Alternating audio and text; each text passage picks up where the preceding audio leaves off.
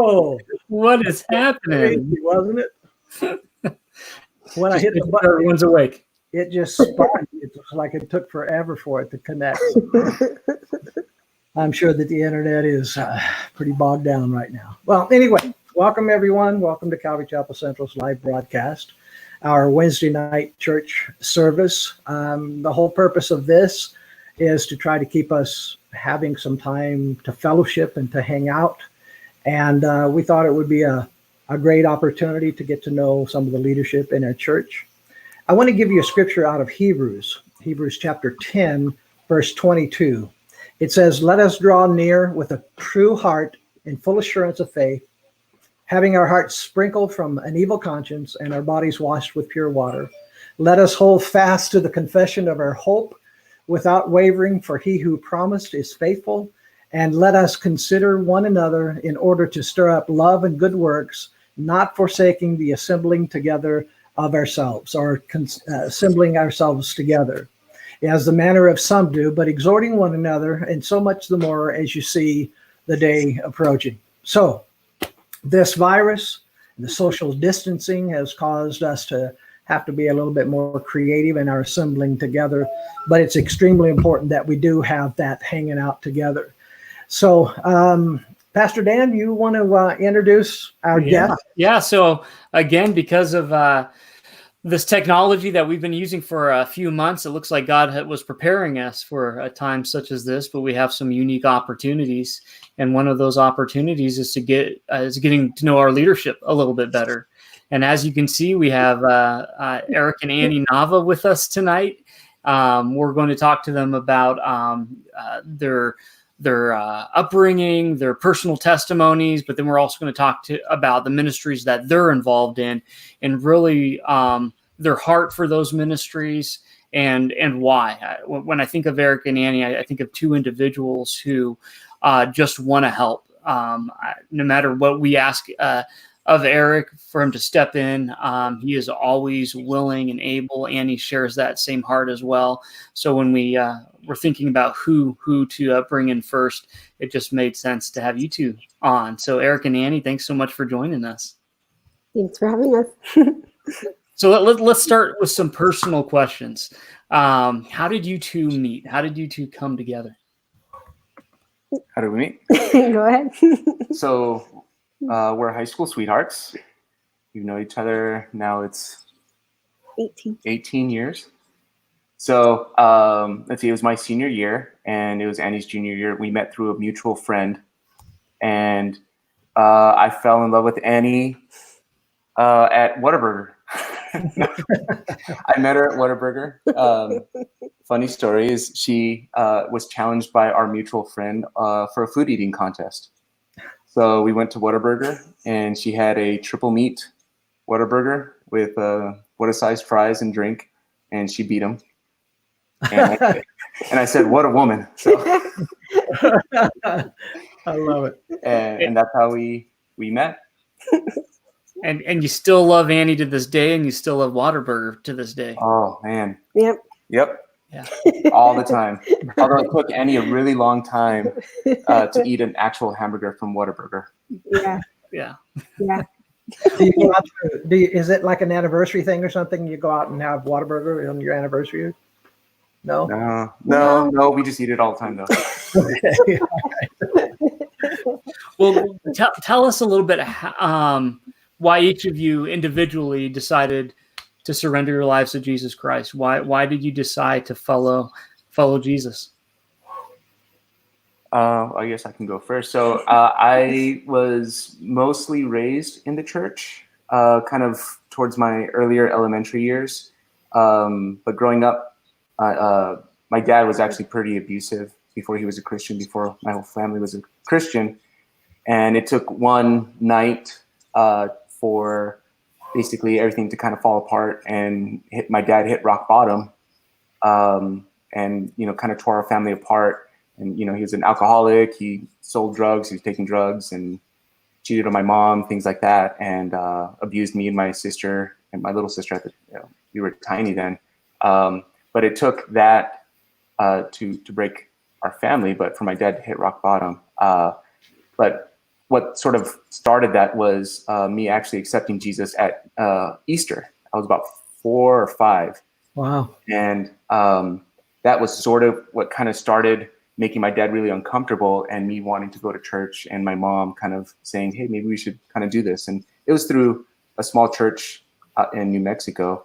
At the time we lived in El Paso, but that sort of started it. And my dad brought us, he hit rock bottom, met the Lord, or Jesus. He brought Jesus into his heart and kind of brought our whole family back together. And my mom became saved, and then it was really cool. But I would say I really started like truly following Christ probably like my sophomore year in high school. Soon after, my dad became a pastor years later, and he still is a pastor. But growing up, Christian kid and everything like that, like you just kind of you speak the Christianese, you know how to walk and talk through church and everything like that. But it wasn't until my sophomore year where I finally saw the direction I could have gone, and God just working in my heart and saying that this is just not the way, and He has a better way for us, and He had a better way for me. So I think that was definitely the turning point for me. Was in my sophomore year, which is about year 2000. Awesome. And I grew up in a home where I did know about God. I didn't know that relationship. I didn't have that relationship with God. I was training for classical ballet, so my life was a lot of you need to look a certain way, you need to be a certain way, there's a lot about self-image. And when I met Eric, he started taking me to Bible study. And so that's when the Bible study he was taking me to, they were actually going through the Gospels. So I got to know what it meant to read the Bible and what that relationship with God was. And I found my self-worth in God and not in, everything else. So, yeah. Awesome.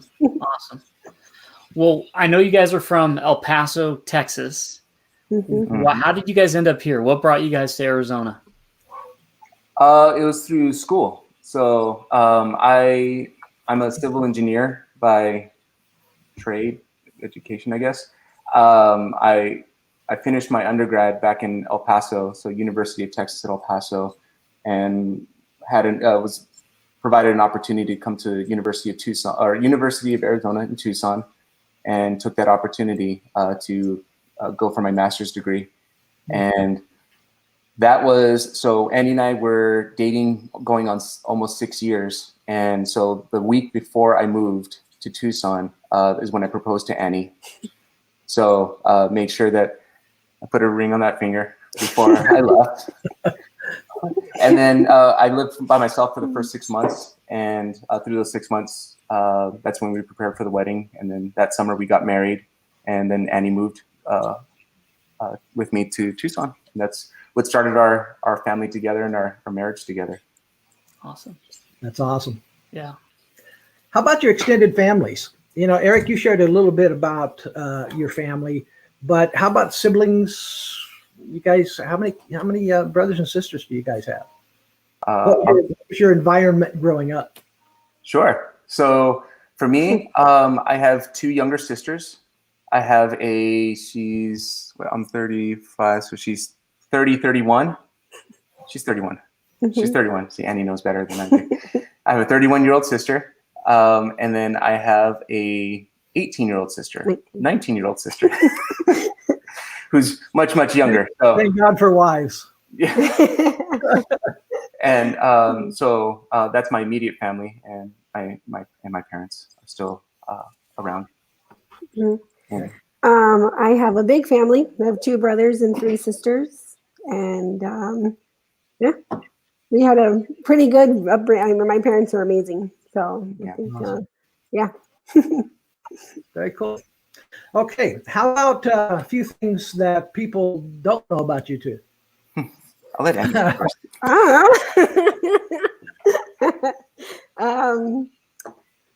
don't know. I guess it's a miracle that we met because we were on different spectrums of the high school pyramid, I guess you could say. Very true. Um, I was on the very bottom. so we would have never spoken otherwise. I Yeah, don't yeah, think. I was prom queen. yeah. And he was prom Whoa. queen. Mhm. And Go ahead. I was in a band. okay, there you go. No, so yeah. So I think, Mhm. and I think maybe some of our closer friends know, but Annie was like she would mention, she trained in classical ballet and had a lot of opportunity and scholarship opportunities, and went to college for a little while Mhm. on a dance scholarship. So, Oh, that's but she's also a very good golfer, and she could have gone scholarship on golf, but chose ballet instead. wow. Mhm. I didn't know that. Yeah. One regret What did you get that you did or didn't? that I did not go for the golf. Yeah. But it is what it is. Yeah. Have you talked to Ace Balderrama much? He's like a golfing nut. He loves to golf. Yeah.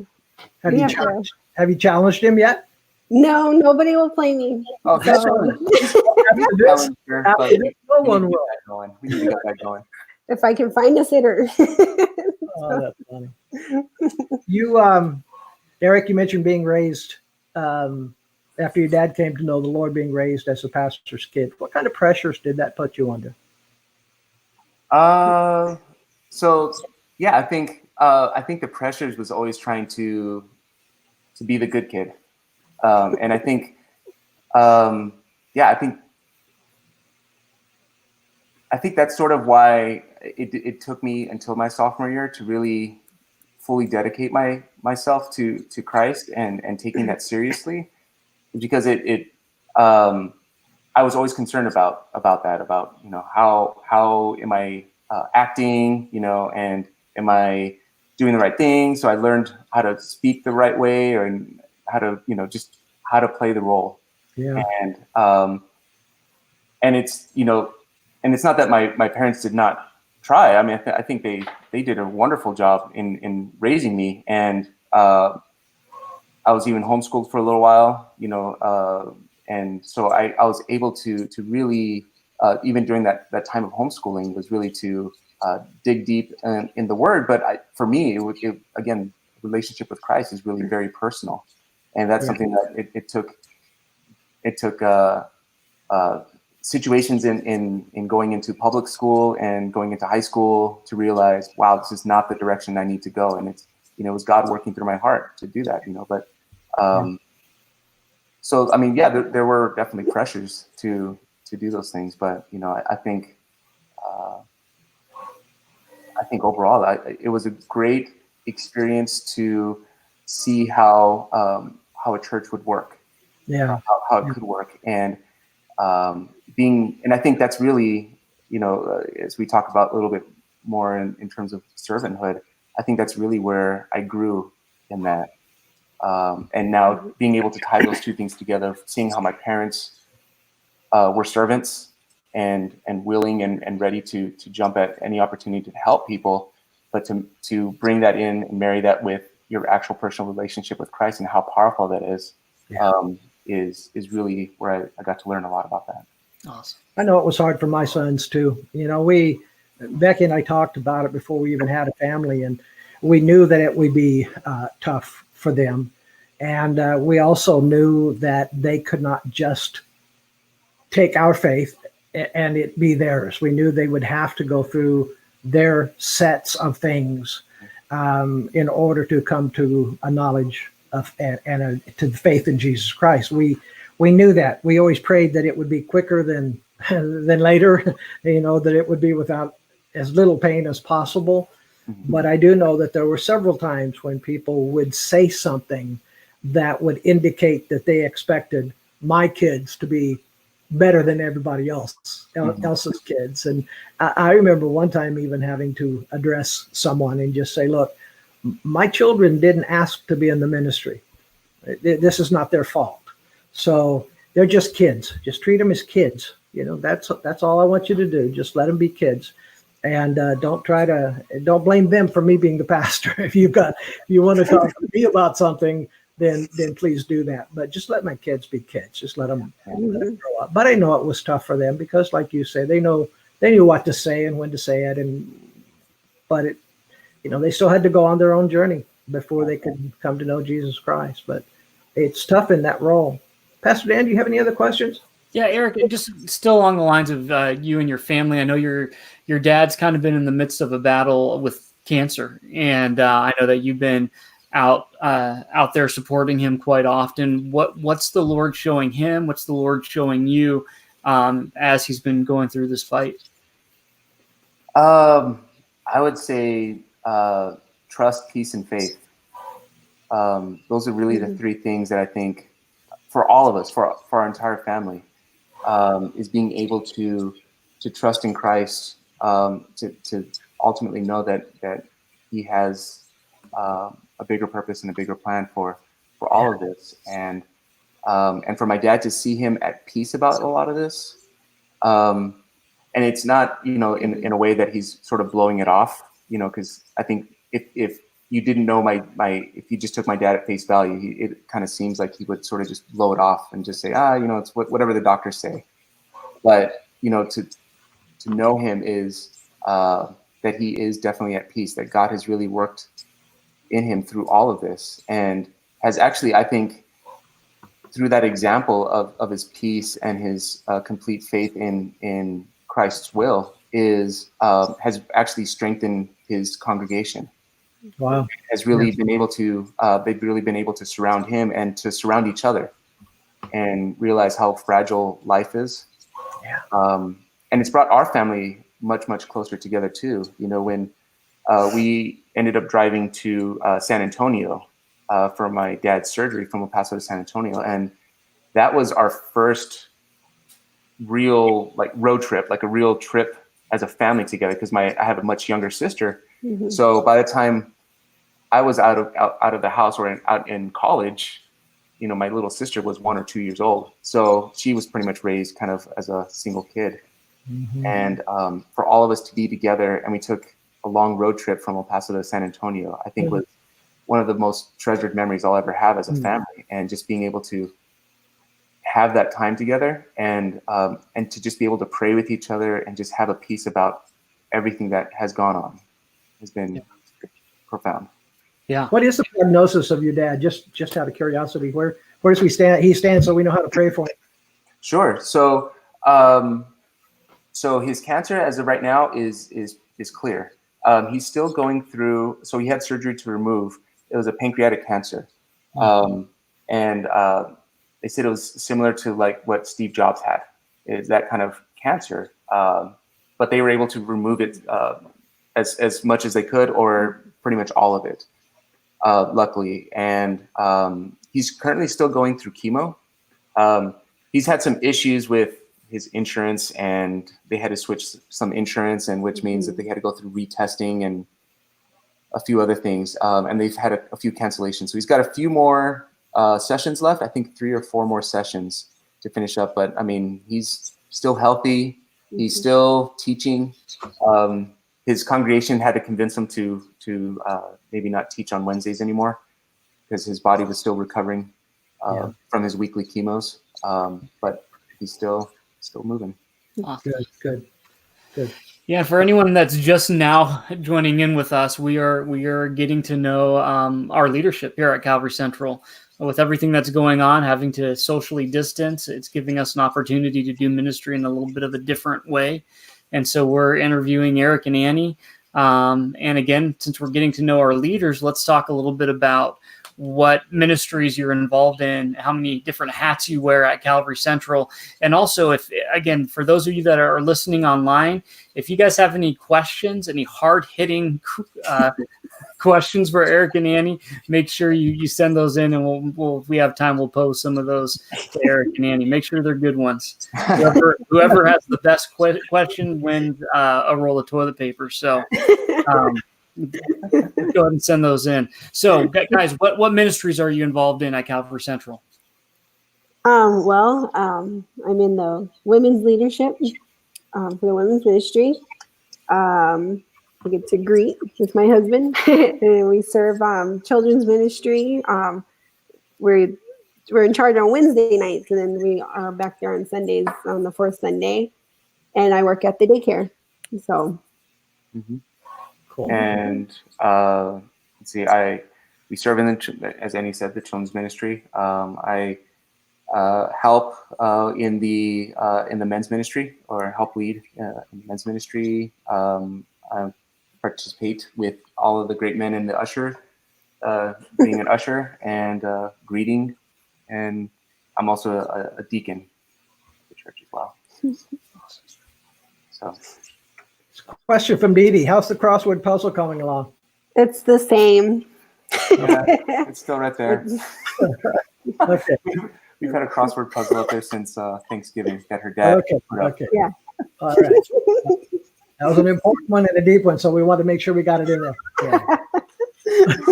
So obviously, you guys wear a lot of hats at Calvary Central. Why have you decided? Because no one forced your hand on it, and on any of those areas, you have all volunteered and stepped out. Why do you devote so much time and energy to serving your church family? I think if the world saw what you guys were doing, and maybe some of your family members have said this, you're crazy for being so actively involved in church. Why is it so important to you? I think it's just I think it's the gift that God gave us. We kind of said that we wore many hats, and I mean, I personally, we kind of talked about it, is that I don't see it as wearing as many hats. I just see it as just being a servant, just period. And I think that's really a gift that God has given both of us, and luckily that, we've been together for so long, and we've always seen eye to eye in that. When I was helping at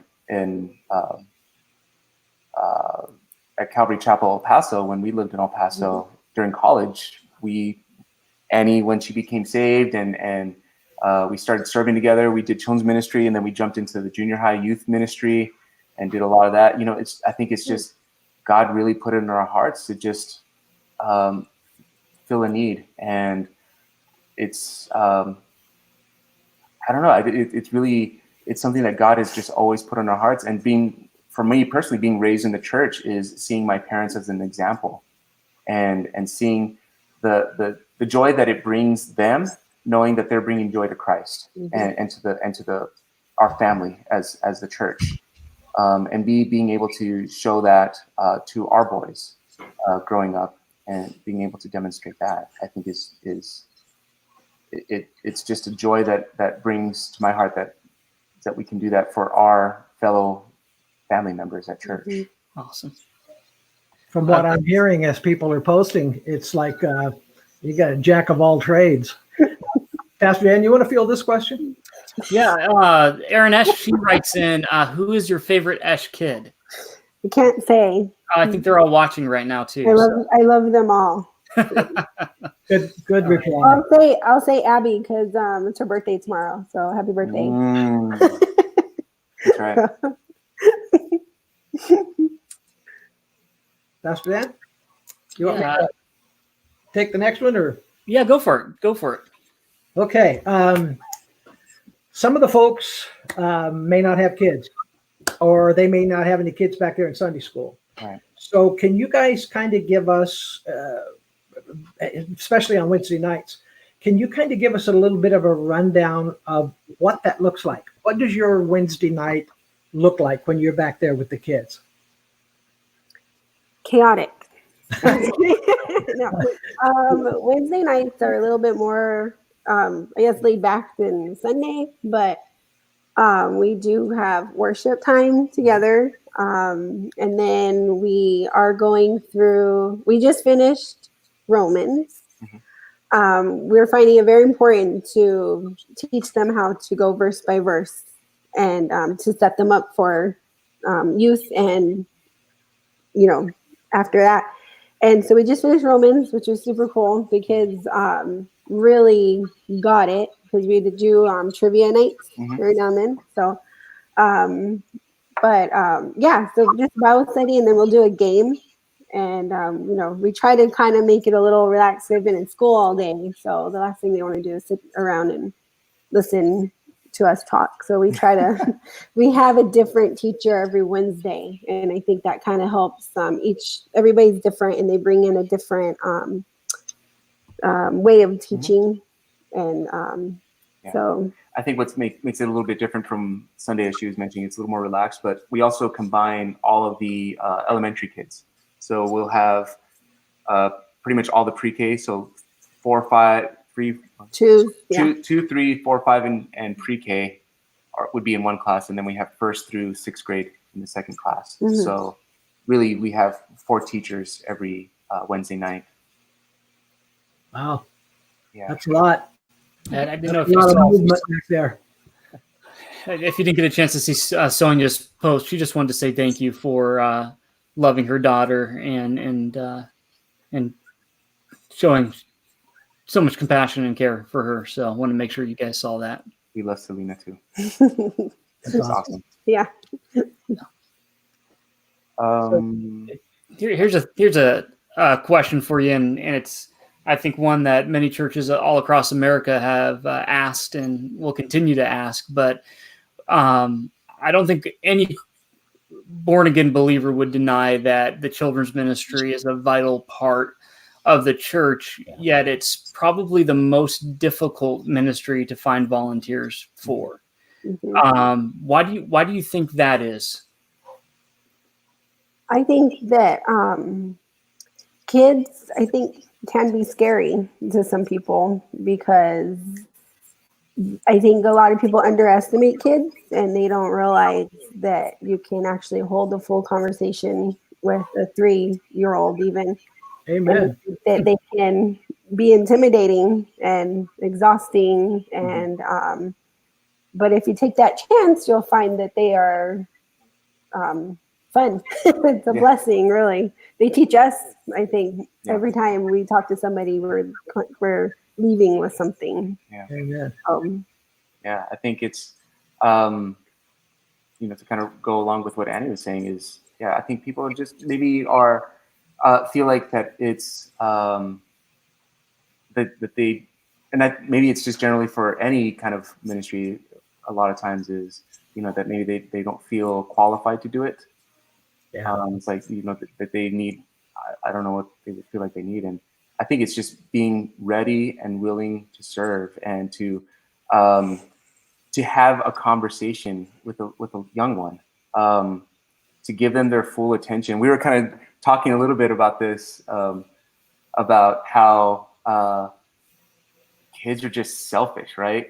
But they're selfish just like any other human being is. They just happen to be a little bit more explicit and unashamed about it. Yeah. And but when you're ready and willing to just sit with a kid and all they're just looking for is a listening ear, for someone to just hear them out and to listen to them. And I think that's what's been really great about children's ministry is being able to hear their needs and their wants, and that God is working in their lives. Yeah. And they do have a real need, just like any adult, just adults and, even I guess youth, like we learn how to protect ourselves. We learn how to shield ourselves. And just when kids are young, they just are unashamed and they just speak their minds, and it can make people nervous. Sometimes it makes me nervous when I hear something from a certain kid that just, they say something. I'm like, I can just pray for you. Like, sometimes I just don't know how to respond to them, but sometimes we don't need to. Sometimes we just need to be there as a listening ear and to just constantly remind them that Jesus loves them. Amen. I'm constantly blown away by my grandkids, some of the questions that they ask, some of the things that they say. And with my little granddaughter, she's done that since she could talk. She's asked these pretty deep questions, pretty deep theological questions. And when she first started doing this, I would look at her like, did somebody prime you for this? Where are you getting this from?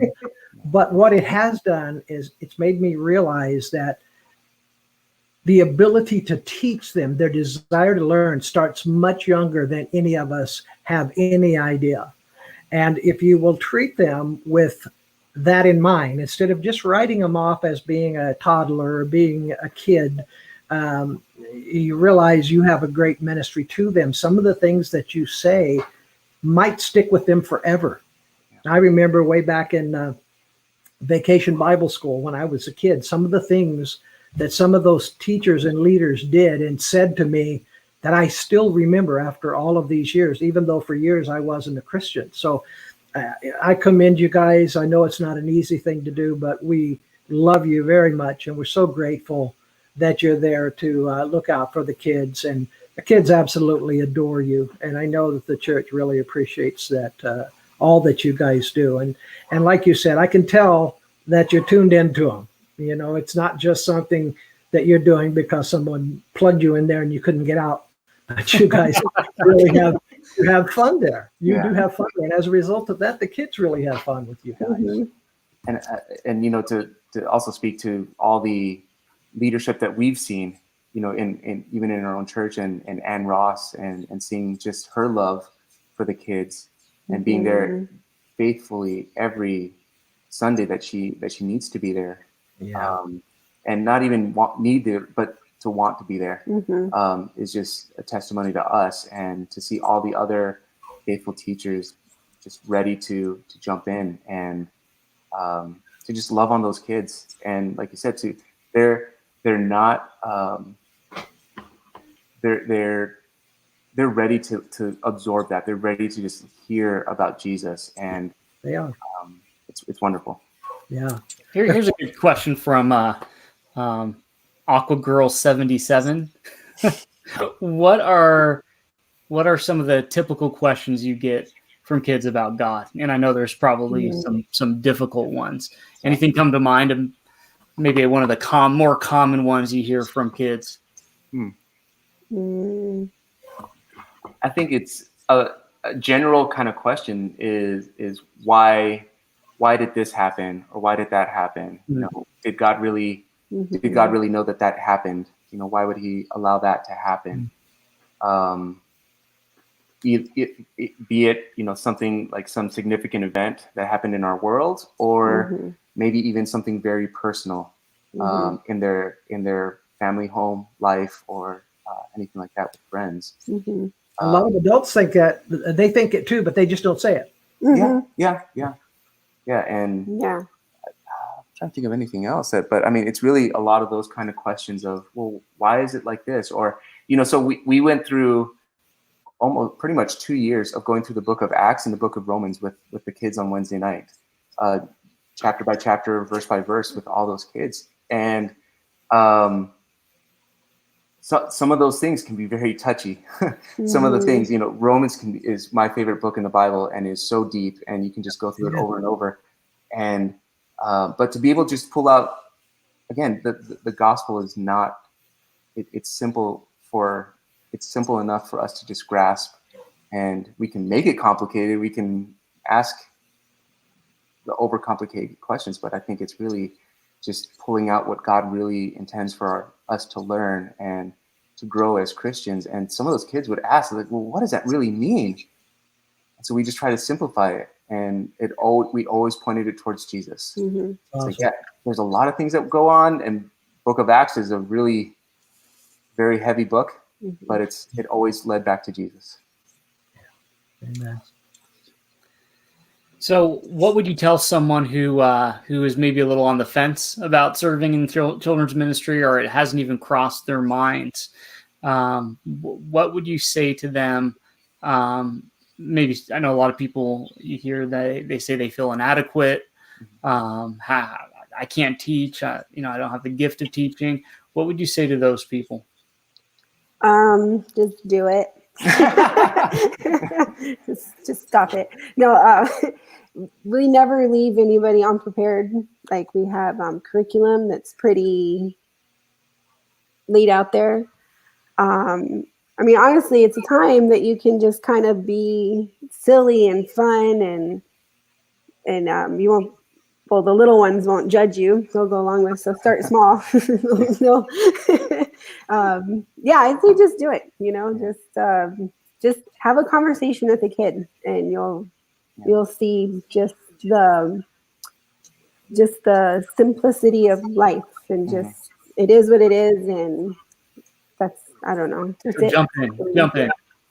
But I think, also it's to go along with that is someone who's not ashamed at all, be it from, their past or thinking that they're not equipped or anything like that. I mean, we look for people that want to be, that have a prayer life, a person that is showing that fruit and being able to share that with the kids and not be ashamed of it. Because we all struggle with things, and sometimes, even on a Wednesday night, it's, we come home or we go straight to church from work, or we go from work to pick up our kids and go eat dinner, and then you come to church and it's a long day, and sometimes we carry those things in our face and the way we speak to people, and it's not to hide those things from the kids, but to say, but Christ is working through us, and and God gives us that, he can give us that peace. And so I think those are the kind of people that we want, are the people that are not ashamed to be silly, not ashamed to have a conversation, and to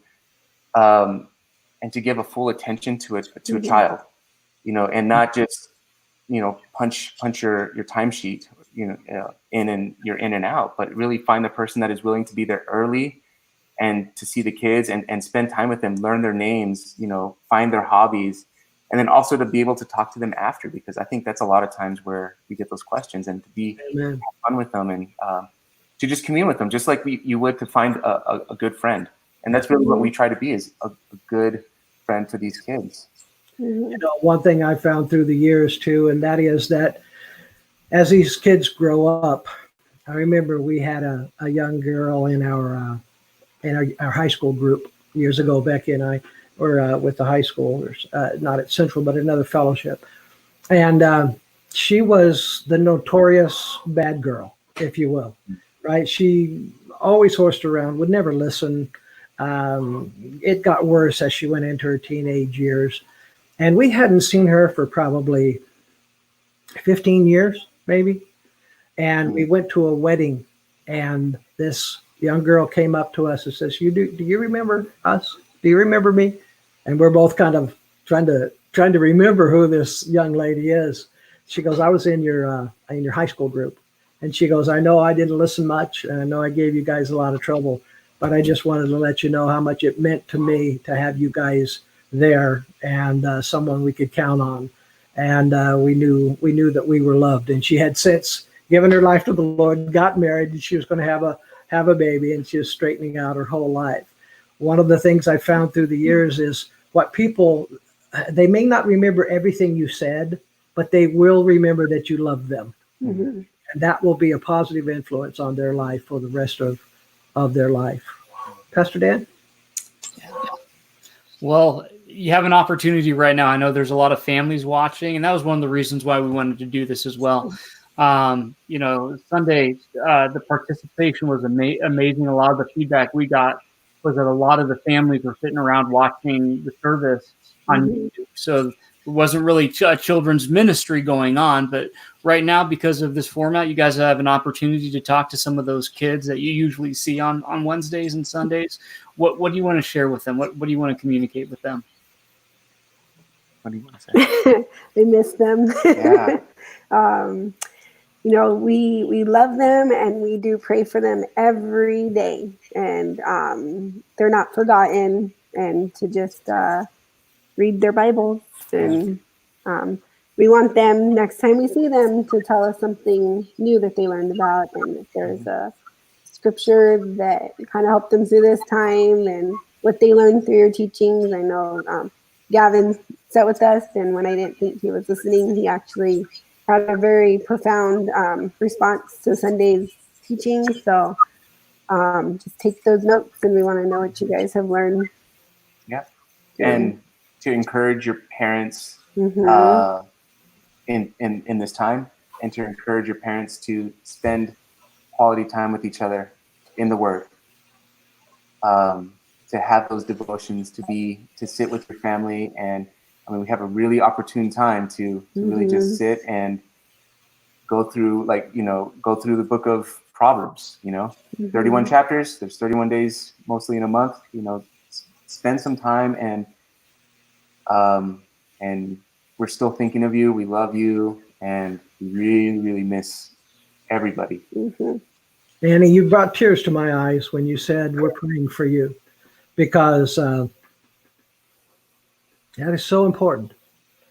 And these kids probably have absolutely no idea yet exactly how powerful that is, or what it's like to have someone who has an entire family of their own and a lot to take care of on their own, but that you guys remember to pray for those kids. I wish I would have been as fortunate when I was a young kid to be able to have leadership like that. So awesome, very sweet.